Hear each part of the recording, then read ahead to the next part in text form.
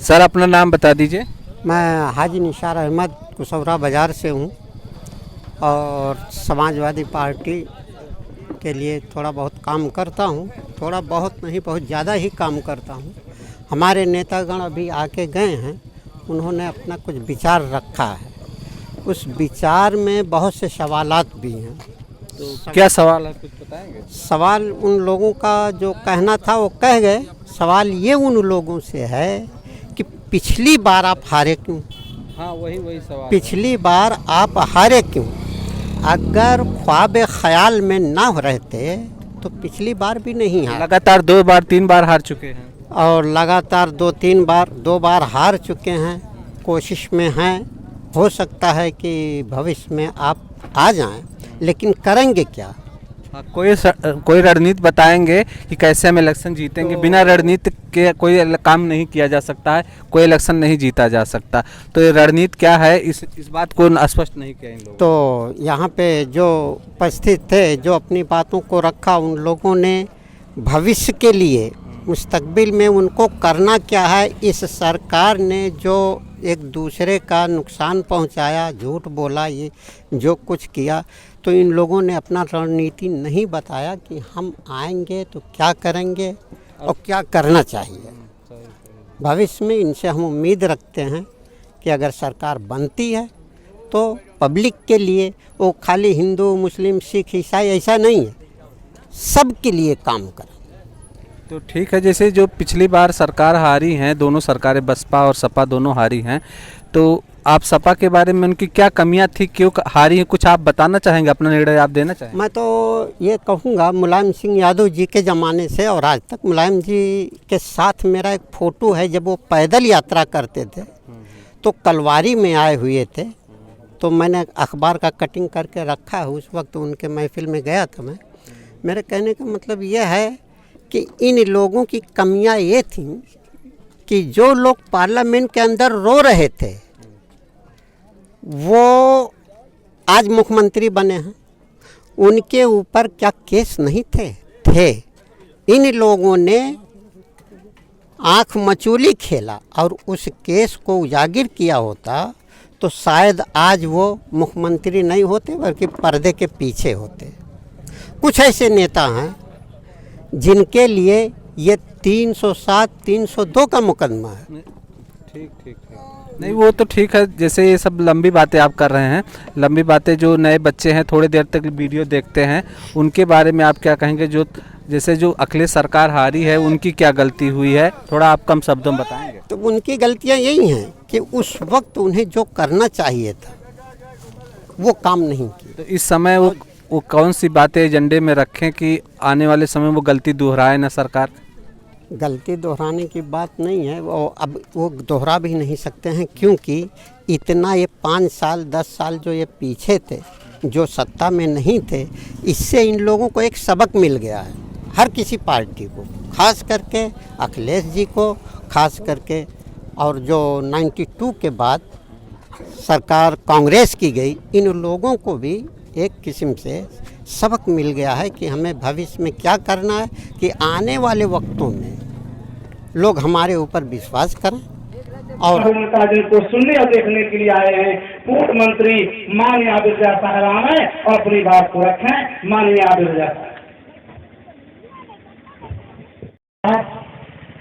जनाब कैफ साहब, जनाब दूबराम जी, जनाब आर्या जी, अल्पसंख्यक समाजवादी पार्टी के जिला अध्यक्ष जी, महासचिव जी, और मेरे सामने बैठे समाजवादी पार्टी के क्रांतिकारी साथियों और इस इलाके के बुजुर्गों, आबिद रजा खान आपकी खिदमत में अपना सलाम पेश करता है।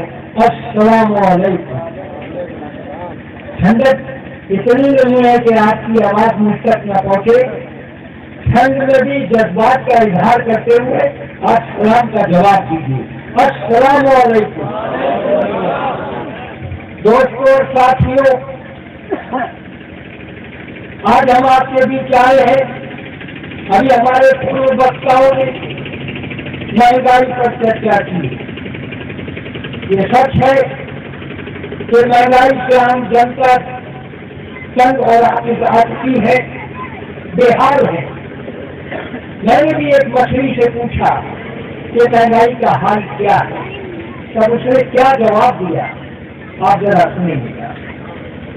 एक नौजवान भूखा प्यासा अपनी भूख को मिटाने के लिए रोजी रोटी की तलाश में दर दर भटकता हुआ नदी किनारे से गुजर रहा था कि उसने नदी के बहते जल में एक मछली को देखा। उसने सोचा कि इस मछली को पकड़कर घर ले जाऊं, पकाकर खाऊं और अपनी भूख मिटाऊं। ये इरादा बनाकर उसने जल में मछली को पकड़ने के लिए हाथ डाला, मछली को पकड़ा और अपने घर को रवाना हुआ। घर पहुंचता है तो देखता है कि ना घर में तेल है, ना घर में मसाले हैं, ना घर में आटा है, ना घर में गैस है। अब वो इस मछली का क्या करे? सोचा उसने कि मैं इस मछली को छोड़ा। ये इरादा लेकर वो नदी किनारे पहुंचा और जैसे ही उसने उस मछली को जल में छोड़ा कि मछली जल में जाते ही बोलती है, मोदी जी की जय हो। वो नौजवान बड़ा हैरान, ये मछली को जल में मैंने छोड़ा, इसको जय मेरी बोलना चाहिए, और ये कैसी बेवफा है कि जय मोदी की बोलती है, इसमें कोई राज है। और मछली से पूछे। उस नौजवान मछली से पूछा कि ये बेवफा मछली, जरा ये तो बता कि तुझको जल में मैंने छोड़ा, तुझे जय मेरी बोलना चाहिए और तू जय मोदी की बोलती, इसमें राज क्या है? तब मछली ने जवाब दिया, क्या नादान नौजवान, क्या तू ये नहीं जानता कि आज तेरे घर में गैस होती, आज तेरे घर में तेल होता, आज तेरे घर में मसाले होते, आज तेरे घर में आटा होता, तो तू क्या मुझे जल में छोड़ने आता, पकाकर खा गया होता। ये तो मोदी जी की कृपा है कि आज न तेरे घर में तेल है, न मसाले हैं, न आटा है, न गैस है, और तू मुझे छोड़ने को मजबूर हो गया। मेरे दोस्तों और साथियों, महंगाई का ये हाल, आपकी परेशानी को, आपके विकास चेहरे पर खुशहाली लाने के लिए, आपके विकास के लिए अखिलेश यादव कमर कसकर मैदान जंग में कूद पड़े हैं और उनके मैदान जंग में कूदते ही पूरब से पश्चिम तक, उत्तर से दक्षिण तक समाजवाद की हवा चलने लगी है। साथियों, ये हवा चुनाव आते आते आंधी का रूप लेगी और इस योगी सरकार को उखाड़ फेंकने का काम करेगी। इसलिए मेरे साथियों, अब घबराने की जरूरत नहीं है, परेशान होने की जरूरत नहीं है। क्यों कि योगी महाराज के बुलडोजर में, वो बुलडोजर जो दलितों को, नौजवानों को, किसानों को, मुसलमानों को कुचलता रोकता फिर रहा है, उस बुलडोजर में, उस योगी जी के बुलडोजर में अब केवल 75 दिन का तेल बाकी रह गया है।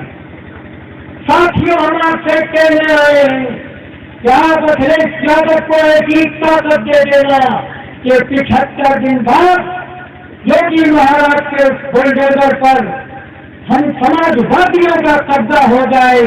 हम आपसे वादा करते हैं, फिर ये बुलडोजर आप पर नहीं, अडानी और अंबानी के लोगों पर चलेगा। इसलिए मेरे दोस्तों और साथियों, आपको घबराने की जरूरत नहीं है। क्यों कि आज से ठीक 75 दिन बाद एक राजनीतिक दंगल सजेगा और उस दंगल में दो पहलवान उतरेंगे। एक का नाम होगा योगी महाराज और दूसरे का नाम होगा अखिलेश यादव। साथियों, अखिलेश यादव को ऐसी ताकत दे देगा कि उस जंगल के पहले ही रण में वो योगी महाराज को चित करके लखनऊ की गद्दी पर कब्जा कर दिया। लेकिन दोस्तों, ये काम इतना आसान नहीं है। हमें इतिहास को पढ़ना पड़ेगा। इतिहास की पन्नों पर लिखी उस सुनहरी इबारत पर अमल करना पड़ेगा। हम हिंदुस्तानियों पर जुल्म की इंतहा कर दी थी, तब इस देश की धरती से भगत सिंह उठे थे। उन्होंने अशफाकुल्लाह का हाथ अपने हाथ में थाम कर पड़ोस के गोरखपुर जिले के राम प्रसाद बिस्मिल ने अंग्रेजों को ललकारा था कि सर फरोशी की तमन्ना अब हमारे दिल में है, देखना है जोर कितना बाजुए कातिल में है। ये हुंकार, ये ललकार, एक जहाज से अंग्रेज घबरा गया और भारत छोड़कर भाग गया, उस पर हमारा राज हो गया। आज वही इतिहास पुनः दोहराया जा रहा है। ये जालिम सरकार अंग्रेजों की तरह जुल्म ढा रही है। अंग्रेज तो गोरे थे, लेकिन ये भाजपाई काले हैं, चेहरे के भी काले हैं और दिल के भी काले हैं। इनको, इनकी सत्ता को खार फेंकने के लिए हमें फिर योगी जी को ललकारना होगा कि योगी महाराज, सर फरोशी की तमन्ना अब हमारे दिल में है और देखना है जोर कितना तुम्हारे बाजुए कातिल में। इस ललकार और हुंकार से मेरे ज्ञाने जवानों, ये ललकार और हुंकार जब आपके मुंह से निकलेगी तख्ता पलट होगा और योगी महाराज तख्ता छोड़कर भाग जाएंगे और उस तख्त पर समाजवादियों का राज हो जाएगा। मेरे दोस्तों और साथियों, मैं यहाँ अपनी कौम के लोगों से कुछ अपील करने आया हूँ। समाजवादी पार्टी के प्यारे लोगों, हमारी कौम गरीब जरूर है, परेशान जरूर है, लेकिन एहसान फरामोश नहीं। वो एहसान का बदला एहसान से देना जानती है। हमें याद है वो दिन जब मायावती जी मुख्यमंत्री बनी थी, तब उन्होंने अपनी जात को खुश करने के लिए संविधान के निर्माता बाबा भीमराव अम्बेडकर के नाम पर छुट्टी का ऐलान करके अपनी बराबरी के दिल को जीत लिया था। तब हमने सोचा कि ऐसा कोई ज्यादा हाथी पैदा हो जो हमारे महापुरुषों के नाम पर भी छुट्टी का ऐलान। वो दिन आया, अखिलेश यादव तक नसीब हुए और उन्होंने हमारी इस हसरत को पूरा करने के लिए हमारे इस्लाम के पैगम्बर ताजदार मदीना जनाब मोहम्मद रसूलुल्लाह सल्लल्लाहु अलैहि वसल्लम के जन्मदिन के मुबारक मौके पर 12 रबीउल अव्वल को सरकारी छुट्टी का ऐलान करके हम गरीब मुसलमानों के दिल को जीत लिया। हम इसलिए समाजवादी पार्टी को मानते हैं, हम इसलिए भी समाजवादी पार्टी को मानते हैं। हमें वो दिन याद है कि जब बस्ती से, जब गोरखपुर से, जब उत्तर प्रदेश से मुसलमान अपनी पूंजी को जमा करके हज बैतुल्ला की ज़ियारत के लिए सफर पर रवाना होते, दिल्ली के पहुंचते ही दिल्ली में, दिल्ली के आलीशान होटलों में ठहरने के लिए मेरी कौम के प्यारे, उनके पास पैसा न होता था, तब रात भर एयरपोर्ट की सड़कों पर बैठकर हम बिताया करते थे, सुबह का इंतजार करते थे कि सुबह हो तब हम हज बैतुल्ला के सफर रवाना हो। हमारी इस परेशानी को कांग्रेस पार्टी ने कभी नहीं समझा। हमारी इस परेशानी को हैदराबाद के असदुद्दीन ओवैसी ने कभी नहीं जाना। और अय्यूब साहब की तो हैसियत ही क्या है। हाँ, अगर हमारी इस परेशानी का हल किसी ने किया तो उस शख्स का नाम मुलायम सिंह यादव है, उस शख्स का नाम अखिलेश यादव है, जिन्होंने दिल्ली की धरती पर, जिन्होंने लखनऊ की धरती पर, जिन्होंने बनारस की धरती पर हज हाउस का निर्माण करके हम गरीब मुसलमानों के दिलों को जीत लिया। हम इसलिए चाहते हैं समाजवादी पार्टी। इसलिए दोस्तों और साथियों, हम जानते हैं कि हमारी कौम के लोगों को हमारे पार्टी के कुछ नेताओं से, हमारी पार्टी के कुछ कार्यकर्ताओं से गिले भी होंगे, शिकवे भी होंगे, शिकायतें भी होंगी, लेकिन साथियों, ये लड़ाई वजूद को बचाने की है। अगर वजूद पर हमला हुआ, वजूद खतरे में पड़ गया, वजूद चूर हो गया, तो हम किससे गिले करेंगे, किससे शिकवे करेंगे, किससे शिकायतें करेंगे। इसलिए आप मतभेद और मनभेद को, शिकायतों को दरकिनार करते हुए सिर्फ और सिर्फ समाजवादी पार्टी के आगे खड़े हो जाइए। क्यों? क्या आज राजभर समाज, आज कुशवाहा समाज, आज निषाद समाज, आज पटेल समाज, आज बिंद समाज, आज जाटव समाज, आज यादव समाज, सारा का सारा दबा कुचला पिछड़ा समाज समाजवादी पार्टी के परचम के नीचे आकर खड़ा हो गया है। इसलिए मेरी कौम के लोगों, तुम भी उन राजभरों की तरह, तुम भी उन पटेलों की तरह, तुम भी उन निषादों की तरह, तुम भी उन बिंदों की तरह, तुम भी उन जाटवों और यादवों की तरह समाजवादी परचम को हाथ में लहराते हुए लखनऊ की तरफ कूच कर जाओ। और जैसे ही तुम्हारा ये कूच होगा, भारतीय जनता पार्टी के लोग लखनऊ से गायब हो जाएंगे और समाजवादी पार्टी का परचम विधानसभा पर फहराकर अखिलेश यादव को मुख्यमंत्री बना देगा। इसलिए मेरे दोस्तों और साथियों, आप याद रखना, आज दरोगा खान इस बस्ती में, इस चौपाल में कहकर जाता है कि इस बार चूक मत करना, अगर चूक कर ले इतिहास के पन्ने बन जाओगे, और अगर इनकलाब ला दिया, समाजवाद के परचम को फहरा दिया, तो इतिहास को लिखने वाले बन जाओगे। इसलिए मैं चाहता हूँ कि आप लोग इतिहास के लिखने वाले बने, समाजवाद के परचम को उठाने वाले बने। ये दिन मतदान का दिन हो, मतदान के दिन, चुनाव के दिन आप ये मत देखना ये दूधराम जी को टिकट मिला है या आर्या जी को टिकट मिला है। टिकट किसे ही मिले, हमें उस तरफ नहीं देखना है, हमें तो देखना है ठीक अर्जुन की तरह। और अर्जुन, महाभारत का अर्जुन, जिन्होंने एक स्वयंवर सजा था, एक महाराज ने एक स्वयंवर सजाया था अपनी राजकुमारी का ब्याह करने के लिए।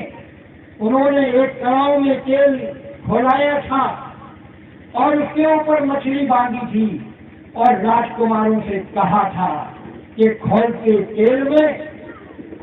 तेल की परछाई में मछली की आग को देखकर उस पर निशाना जो साधेगा, मैं अपनी राजकुमारी का हाथ उस राजकुमार को दूंगा। तो अर्जुन का रूप धारण करना।